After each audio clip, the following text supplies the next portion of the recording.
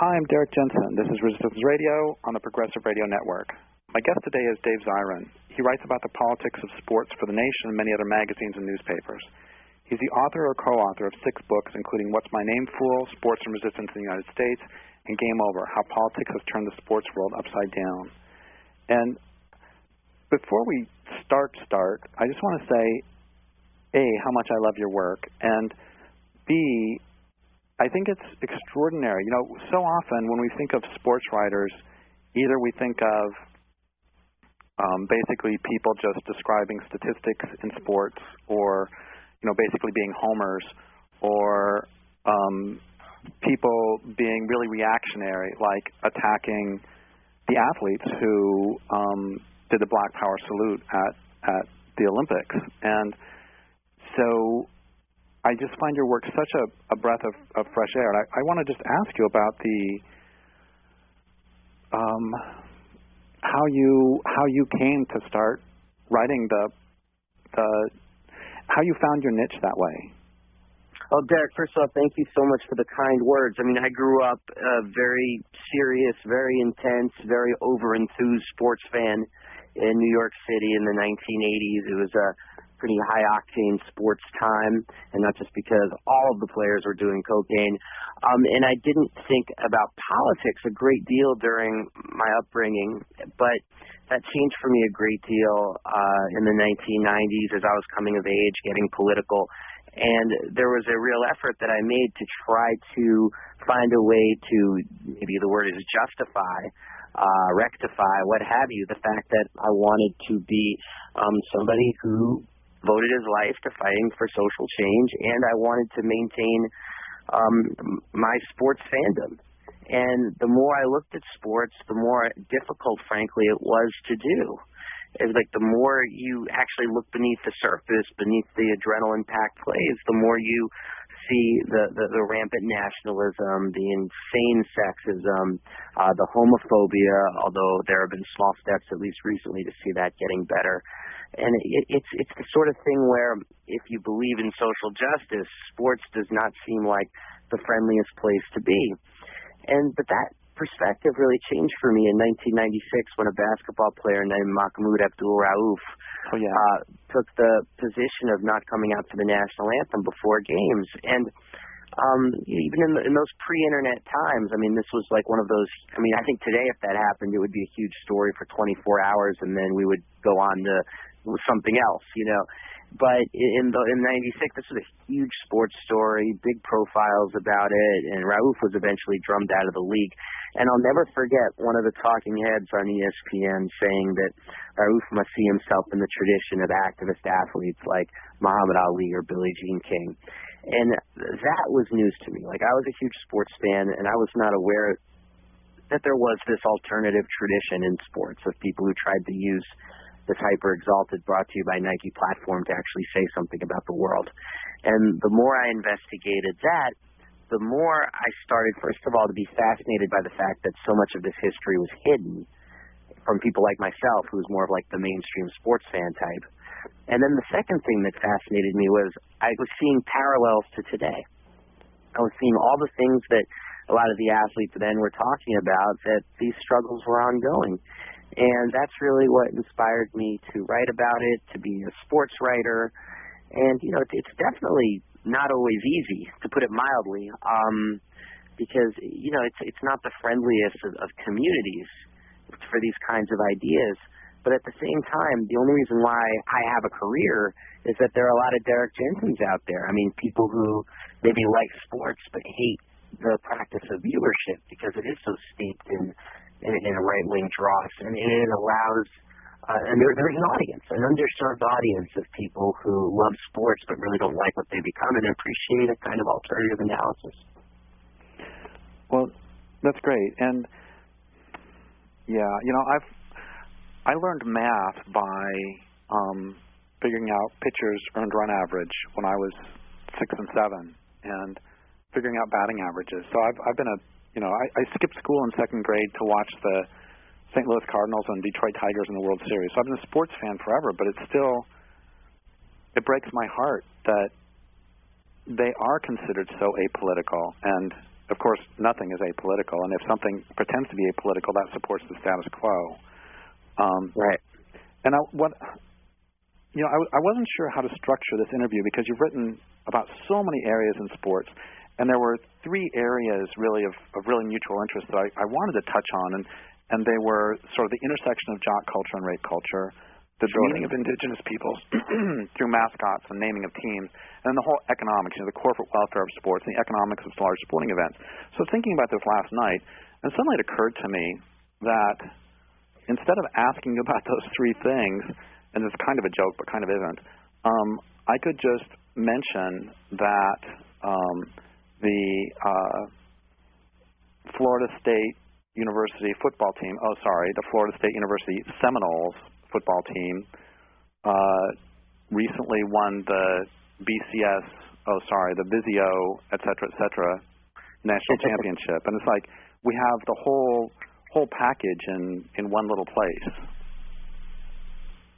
Yeah, I got to be honest with you. I missed that question. My son ran in at the very end. I mean, I know we were talking about Florida State Seminoles. Well, what's the question there? Oh, just that at first I wanted the Florida State Seminoles and the BCS Bowl Championship that brings together so much of the sexism, the racism against indigenous peoples, and the corporate welfare that characterize so much of the big money sports. It's like it's all right there in one. And don't forget that the star quarterback, the Heisman Trophy winner of Florida State, had just been cleared of accusations of rape in a case. I'm not going to comment. His name is Jameis Winston, and I'm not going to comment on his innocence or lack thereof because I have no idea, but I can comment and say that, first of all, the investigation itself stunk to high heaven. I mean, in terms of how much the local Tallahassee police actually were looking into it. And the second part about it is that the mentality, particularly on social media, Florida State fans towards the young woman for daring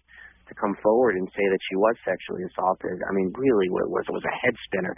And I can tell you, even me, like I was getting like these really creepy emails during that whole time from people in Florida State where they were talking about who this, like, first of all, naming her name and encouraging me to out her, which is a journalistic practice I disagree with profoundly. And then secondly, like you should know the real story about her. Basically, what I believe is called slut shaming, like talking about her sexual past. And I mean, who knows if any of that was true or not? But the idea that they were actively courting a sports writer, and I know, by the way, I was not the only one who this happened to. Like, I mean, that's a scary kind of culture around sports. Well, and we see this sort of impunity. I mean, you mentioned in a recent article that one of the lessons to learn from that whole incident is that it's better to be him than it is Trayvon Martin in Florida, and that there is this.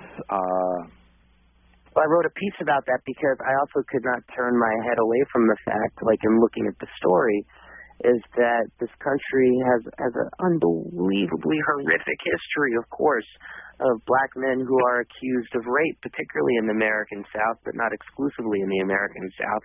We can remember Malcolm X's phrase that the American South begins at the Canadian border. But we all know that was a feature of Jim Crow, the idea that hang first, ask questions later. And people know famous cases like that of Emmett Till and the Scottsboro Boys, where there was that kind of attitude. Emmett Till, of course, only for supposedly winking at a white woman, and in Scottsboro Boys with untrue rape accusations. But of course, there are so many other times where lynchings took place against black men who were accused of rape. And so I had to also explore this idea about what does it say about 21st century America. But here's Jameis Winston accused of rape, and because he's a football star, then there's this rush to defend him by, frankly, the old boy network in Tallahassee. And for people who don't know, Tallahassee is not southern Florida. It's not where my mom grew up, which was, Cubans and Jews. I mean, Tallahassee is the old South in many respects. And the fact that power in Tallahassee rushed to Jameis Winston's defense, I mean, it says something about football culture in the South. And the bizarre effect it has on race and racism in those parts of the country. And, of course, Trayvon Martin was not an athletic star. He was just a kid trying to get home during halftime of the NBA All-Star game. And you saw the way that his death was dealt with in the South and in the power structure, particularly among the police. I'm not talking social media stuff. I'm talking like the difference between the sheriff where Trayvon Martin was killed and the sheriff not wanting to do anything about that, and the difference until it had to be removed. The difference between that and a situation in Tallahassee where the local police force are actually telling the woman, boy, you don't want to mess with a player on the Seminoles because that's serious business right there. Which we can also see the same dynamic in place in Steubenville, and there's any Maryville number as well. I'm sorry? Maryville as well. We could also Torrington, Connecticut. I mean, the number of cases involving sexual assault in athletes. I mean, the only reason we even can reference them right now, Derrick, is because of social media and the work of groups like Anonymous, who've tried to bring these to the light of day. I mean, this is ongoing, and what I've tried to write about is there something inherent in jock culture that produces rape culture? And if there is, then how do we combat it? Because I also think that there are many germs in jock culture, some of which can be positive. And one of the most hopeful interviews about this subject that I did was with a woman named Katie Hanida. And I don't know if your listeners even know who Katie Hanida is, but she was a kicker. And she was the first woman to ever score a point in a Division I NCAA football game. She was a place kicker, field goal kicker. And Katie Hanida's story is rather horrific. She was going to play for the Colorado Buffaloes. That's big-time NCAA football. And she was raped by her teammates. And she quit the team, and she was blamed, and every horror story that you can imagine for a young woman who accuses someone of rape, let alone football players of rape, happened to Katie Hanida. And she went to New Mexico after that and played for New Mexico. So she didn't give up football despite what had happened. And she had an incredibly positive experience on the New Mexico football team. And I had a long interview with her where we compared and contrasted those experiences so we could really try to get at what is it about football in particular, but jock culture in general, that produces rape culture, and can it be isolated, and frankly, can it be destroyed?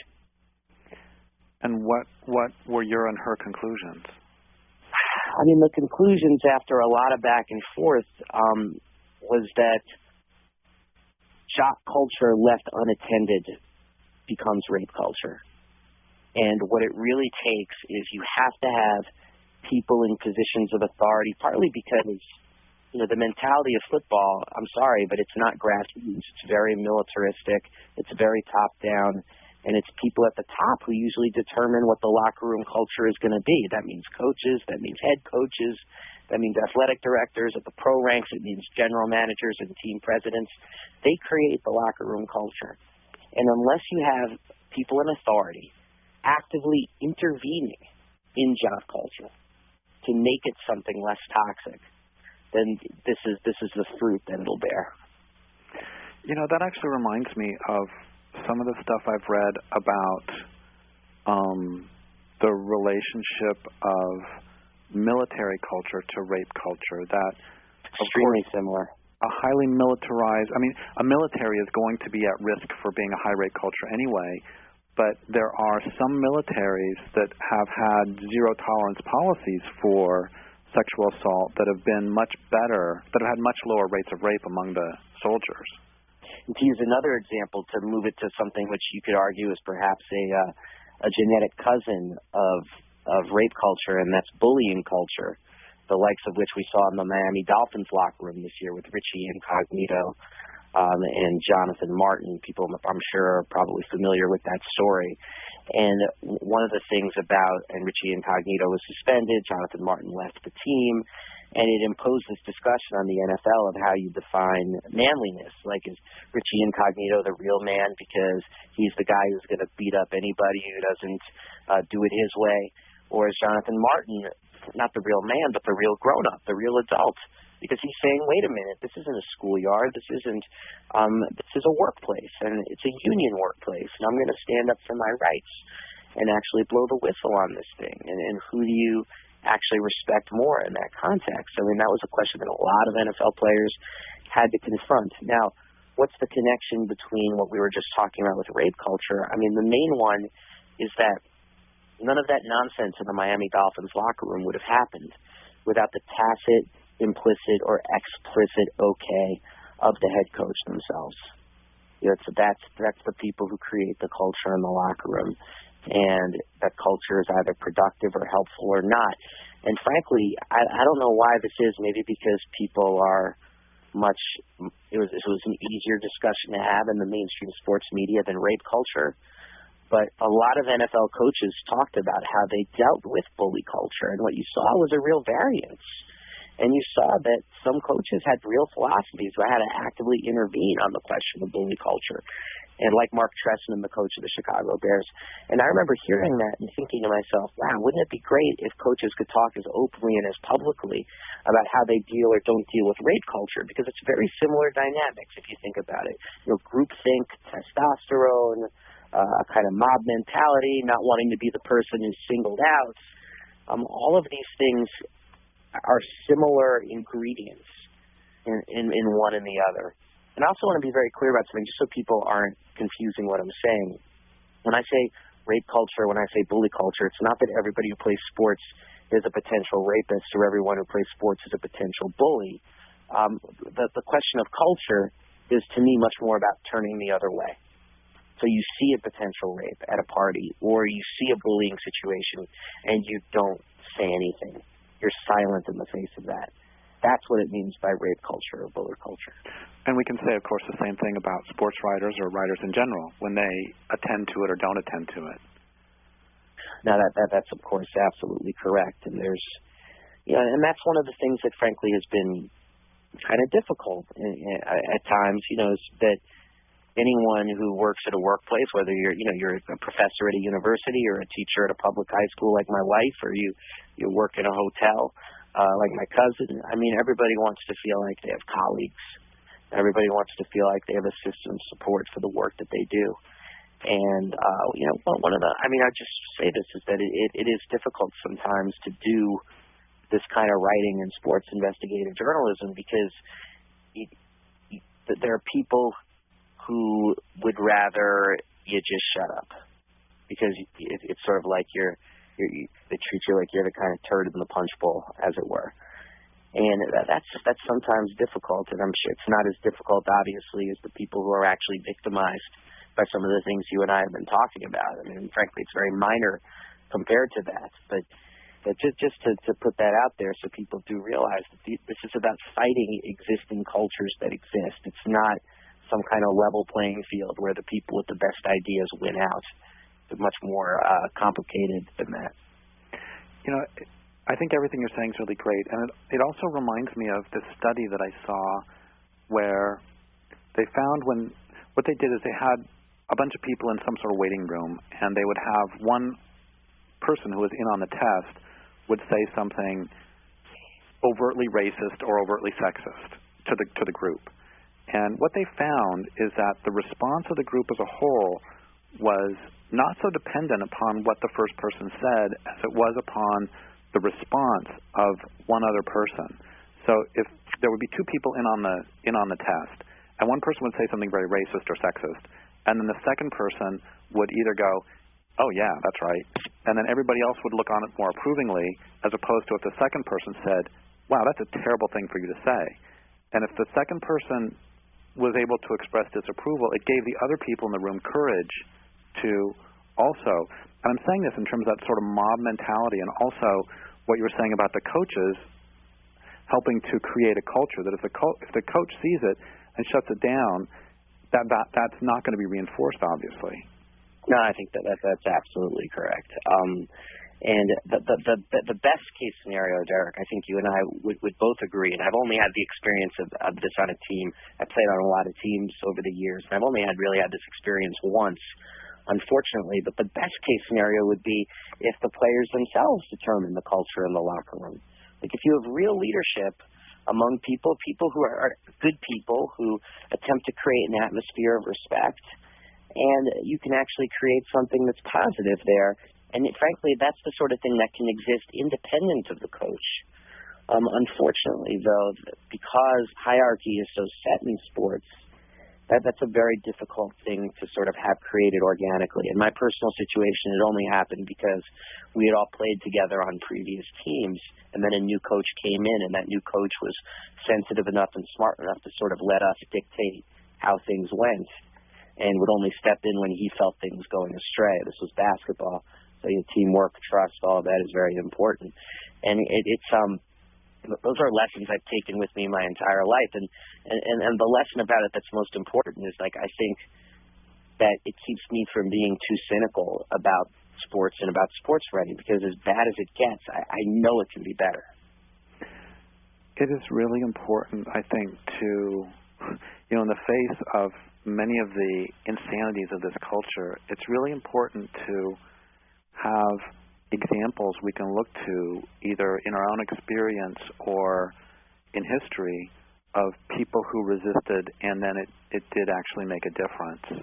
Exactly. Because like you were saying, it can be, I feel the exact same thing about, it can be pretty lonely here to, be saying something and then having, it's like I use a slightly different example. It's just as scatological that I feel like I'm passing gas at the dinner party, Mm-hmm. And yeah, that's the phrase "turd in the punch bowl." I think it's all scatological. A lot of the metaphors, because it's that idea of doing something inappropriate in a place.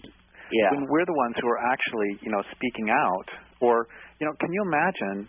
I mean, either that woman that you were mentioning, or also, the athletes at the '68 Olympics standing there, the courage that would take. Or Muhammad Ali, the courage that would take. It's so interesting that you say that, too, because the other historical pattern in America, and this is what's so frustrating, is that when people speak out in the present tense, they're absolutely vilified for it. Yet then decades down the line, the same people who are vilifying them are praising them, or their children or grandchildren. It's so much easier to look back in the past than it is in the present day. And this happened recently. I was doing a story about the upcoming Sochi Olympics, where a lot of athletes may be speaking out, particularly on the question of LGBT rights in Russia. And one of the heads of the International Olympic Committee, in a speech, was actually praising Tommy Smith and John Carlos for their memorable moment in '68. And he was asked, well, what do you think about athletes doing that now? And it was like a switch flipped. And he immediately, and it's just like the cognitive dissonance to be able to do that, to me, is absolutely stunning. To be able to just jump so quickly, so abruptly, and so crudely, like the intellectual crudeness to be able to do this from, wow, dissent is beautiful. John Carlos, well, not dissent today. Oh, come on, politics, keep him out of the Olympics. Well, not then, because there were real problems then. Now, and it's like, it's unbelievable on the face of it. And yet, that's the rhetoric, that's the discourse, that's what we're dealing with all the time. And, of course, this is not just in sports. We can say the same thing about John Brown. We can say the same thing about the Haymarket Martyrs. We can say the same thing about, all down the line with the suffragettes. Boy, that's the truth. I'm sorry, suffragettes. Oh, no, I just think that's absolutely the truth. In terms of people throughout history. It's usually one of two things. Like either you're buried and forgotten, or your political teeth are extracted and you're smoothed down to become something else. We deal with it every year. There are articles about the real Martin Luther King by people on the left who try to remind everyone that, hey, Martin Luther King actually believed in things that are quite radical even today.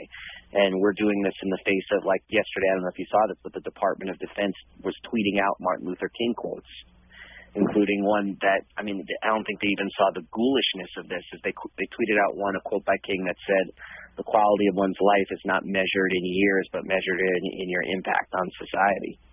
And it's like, okay, so is that how the Department of Defense justifies drone bombings overseas? Yeah, we may be limiting people's lives, but hey, that's not really what matters? I mean, is there any self-consciousness that goes into that, let alone the fact that I'm sure Martin Luther King, if he had been in charge of the Department of Defense, would have turned it into the world's most luxurious daycare center? I mean, it's just outrageous. And I think in sports, though, it's particularly difficult to get out the true stories. And I'll tell you one reason for that is oftentimes, not in every case, but the retired athletes themselves don't necessarily have a vested interest in going back to their more controversial tasks because frankly, there's no money in that. I mean, you want to be able to be on the speaker's circuit. You want to be able to go to autograph shows. And also, context is everything. It's a lot easier to be a rebel in 1968 when the fires are burning all around you than in 2014, even if you and I both think that those fires are still there just as much as they were in 1968, but they just operate in a different way. So, we've talked about the rape culture in sports, and I know we don't have a lot of time, but can we touch on the mascot issue? Because that's been in the news a lot lately, and I really like your take on it. In fact, until I read your article, I consider myself pretty well educated on these issues, and until I read your article about this, I was buying the Florida State University story that the Seminoles, I knew that they had been paid for their acceptance, but I was silly enough to not know that it wasn't the Seminole Nation giving acceptance, but the Seminole Tribal Council. Well, why would anyone who doesn't live in Oklahoma even know that there was such a thing as the Oklahoma Seminole Nation? When are we taught that in history class? When is the Oklahoma Seminole Nation asked for comment on anything? I mean, that's some of the invisibility of racism that exists. And I think few people in our society are treated with such abject invisibility as Native Americans. You know, I did a talk at a college in Oregon, and I was asked the question by a perfectly well-meaning, I'm sure in his own mind, liberal college student. And we were talking about the whole Washington name change, the R word, if you will. And he just said to me, he said, do you think the reason why that there are still teams with Native American mascots is because there aren't any Native Americans left in the United States? And I got what he was trying to ask, obviously. Is this a demographic question? And, you've heard people say this, that the reason why you don't have teams that are named after Latinos or African Americans is because you couldn't. In terms of just basic numbers, Native Americans make up 0.9% of the United States. But there was a Native American young girl sitting right in front of him. She was 12 years old. And she stood up in the meeting and looked at him and said, there still are some of us left, And you could have heard a pin drop in that place. And it's just like the sort of very casual racism and invisibility. And it's not, and people, I think, God, white people in particular get so damn defensive where if you talk about racism in society, immediately it becomes, oh, so what, we're all racist? Because that's a lot easier to do that than confronting racism itself.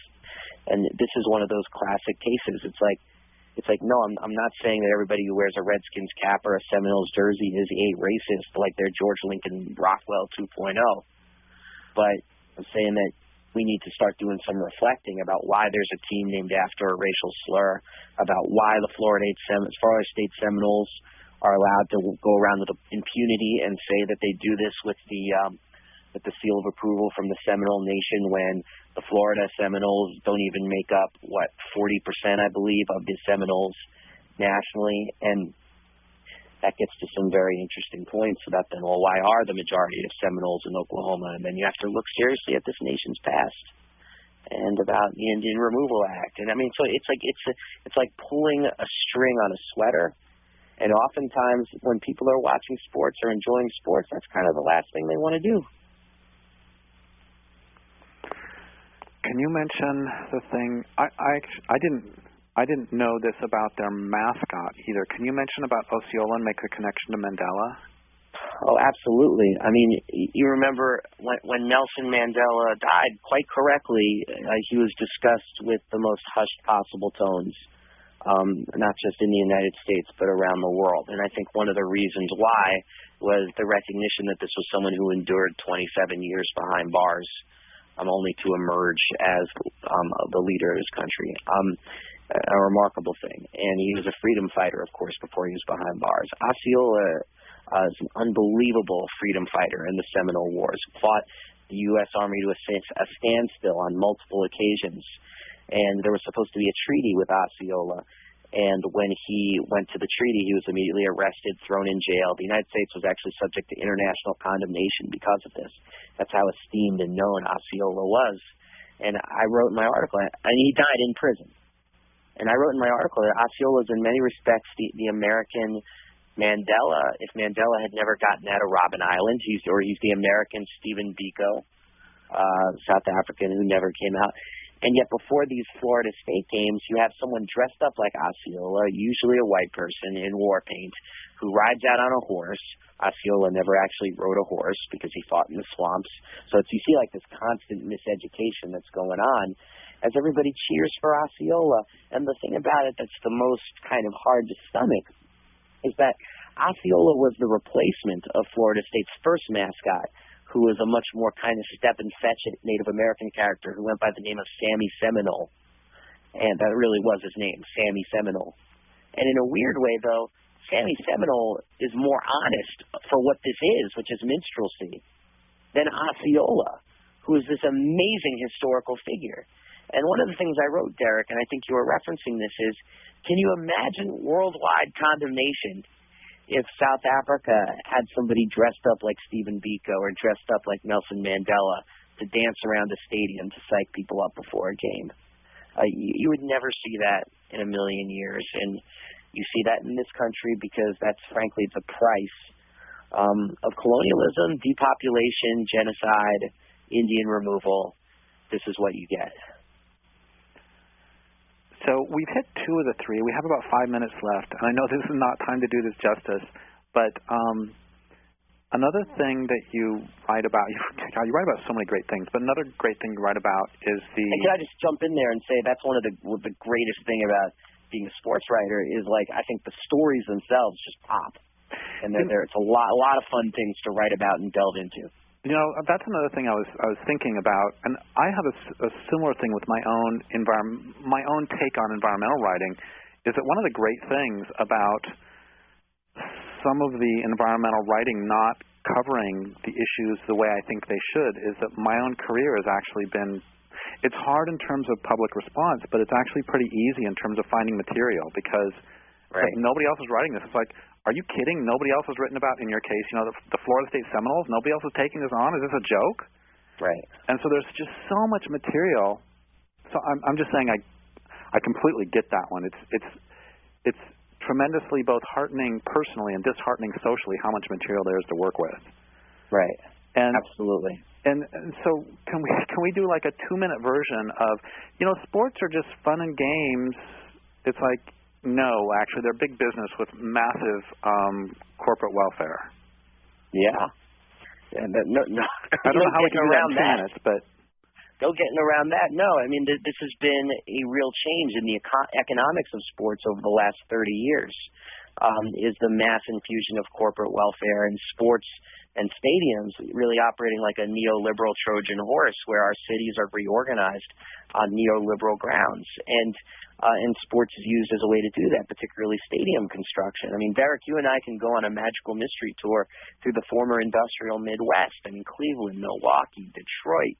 And what all these places have in common is that they have these new publicly funded stadiums for both usually basketball, baseball, and football, all three. And at the same time, you have the destruction, the erosion of union jobs.